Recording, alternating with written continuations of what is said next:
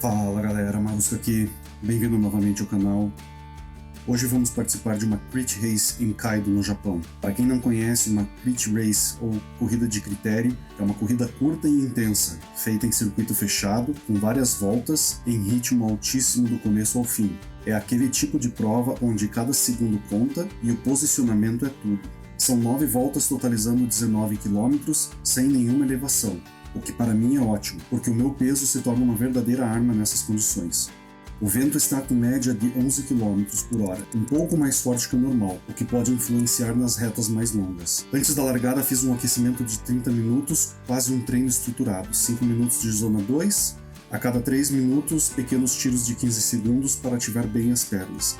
Isso ajuda a entrar na corrida já com o corpo pronto para responder rápido. Na largada saímos forte, 350 watts como vocês puderam perceber, tentando pegar o vácuo do grupo da frente. Os 3 primeiros disparam logo, mantendo mais de 4,5 watts por quilo, algo que eu não consigo sustentar por muito tempo. Então decido focar em manter o ritmo e buscar um grupo sólido. Fico junto com um alemão chamado Fritten, e logo alcançamos um brasileiro, o George. A partir daí o grupo começa a crescer. Pouco tempo depois, outro grupo nos alcança, e agora temos 2 alemães, um brasileiro e um espanhol. Uma mistura boa e competitiva. O grupo está bem encaixado, mas meu batimento começa a subir rápido, entrando naquela zona de ácido lático típica de corridas. Mesmo assim, estamos conseguindo manter distância de um grupo logo atrás, sem deixar que eles entrem no vácuo. A média está em torno de quase 300 watts, o que para mim é excelente. Consigo sustentar esta potência por um bom tempo.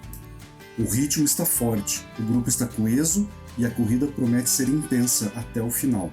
Aqui eu brinco um pouco com as câmeras para mostrar que você pode usar este recurso caso o tempo no canto direito da tela não seja suficiente para ter uma boa noção de distância entre os ciclistas. Por exemplo, dá para mudar da câmera 1 para a câmera 4, que mostra a visão de frente para trás. Assim você consegue calcular melhor a distância do seu oponente. Depois passo para a câmera 3, que é uma visão POV, aquela sensação de que você está realmente pedalando. É perfeita para quem usa telas grandes ou fica bem próximo da tela, porque dá uma imersão incrível. Na câmera 5, o jogo rotaciona 180 graus e mostra toda a parte traseira, ideal para acompanhar quem vem logo atrás e ajustar o ritmo se precisar. Na câmera 8, temos a visão aérea completa do percurso. Dá para ver não só quem está perto atrás, mas também a distância exata para o pelotão da frente.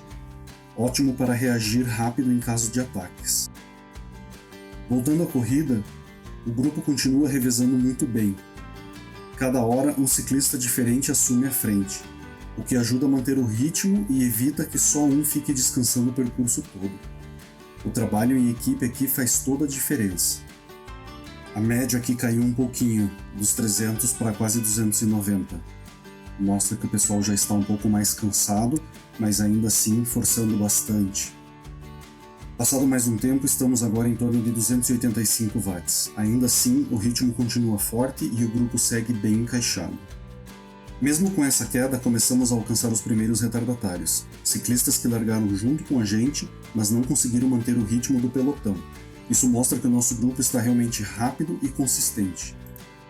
Esse é sempre um bom sinal em corridas como essa. Quando você começa a passar outros ciclistas, percebe que a estratégia do grupo está funcionando e que o ritmo está bem acima da média da prova. E aqui, como sempre, uma pequena distração da minha parte. Acabo perdendo o vácuo do grupo. Isso me força a gastar mais energia do que eu gostaria apenas para voltar. Mas é melhor gastar essa energia agora do que ficar sozinho até o final da corrida.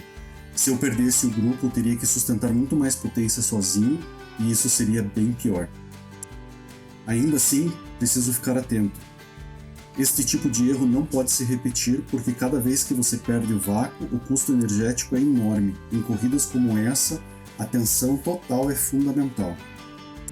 Notem que eu estou tendo que gerar quase 400 watts só para conseguir voltar e quanto tempo eu demorei para conseguir reencaixar com um grupo. Realmente eu não posso deixar isso acontecer novamente. E agora estamos abrindo a 9ª e última volta.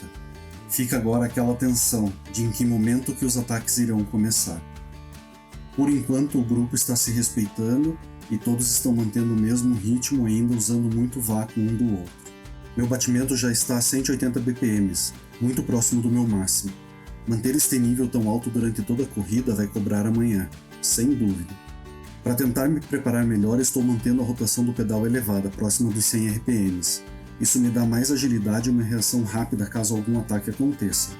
Mas pelo jeito o pessoal não quer ficar atacando tão cedo. O grupo segue estável, cada um revezando na frente, e por enquanto conseguimos manter o ritmo sem grandes mudanças. Aqui noto o brasileiro de cabeça baixada e girando em alta rotação. Parece ser o primeiro ataque da corrida. Ele coloca mais de 6 watts por quilo, um nível de potência que, para mim, é impossível tentar seguir. É um ataque muito forte, digno de sprint. Por um momento tive a esperança de que alguém do grupo tentasse pegar o vácuo dele, o que poderia me puxar junto, mas parece que ninguém mais consegue colocar este nível de potência agora, então somos obrigados a deixá-lo ir.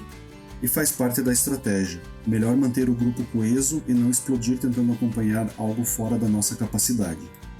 Depois do ataque do brasileiro, o grupo parece ter acordado. Faltando apenas 1,5 km, todo mundo começa a aumentar a potência. Passamos a girar agora próximo dos 350 watts e a média volta a subir. O ritmo fica insano, ninguém quer deixar energia no tanque. É a reta final e cada um está dando 110%. Aqui não tem mais economia, é tudo ou nada até a linha de chegada. E aqui eu resolvi arriscar. Abaixei a cabeça e subi a potência para 530 watts, entrando num sprint com tudo. Mas algo estranho aconteceu, talvez tenha enganado a todos. A corrida mostrava que ainda faltavam 700 metros, mas a linha de chegada estava a menos de 100. Como iniciei o sprint mais cedo, acabei passando pela linha sem perceber. Foi um final inesperado, mas faz parte da experiência. Cada corrida traz uma surpresa diferente. E é isso, pessoal, chegamos na 4ª colocação. E é isso aí, pessoal, deixa nos comentários o que achou da corrida. Não esqueça de curtir e compartilhar. Obrigado por quem ficou até aqui. Até a próxima. Um abraço.